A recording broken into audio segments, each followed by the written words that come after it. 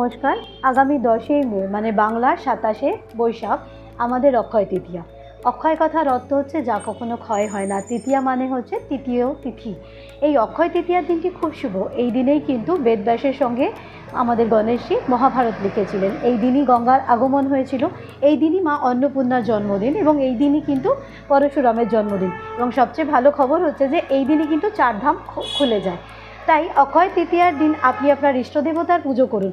অনেকে সোনা কেনেন, কিন্তু সোনা তো একদিন ক্ষয় হয়ে যাবে। কিন্তু আপনি যদি ইষ্টদেবতার জপ করেন, ইষ্টদেবতার নাম করেন, তো মানে ওনার জন্য সাধন ভজন করেন, তাহলে আমার মনে হয় সেটা তো কখনো ক্ষয় হওয়ার নয়, সেটার দিক কিন্তু একটা পজিটিভ আছে।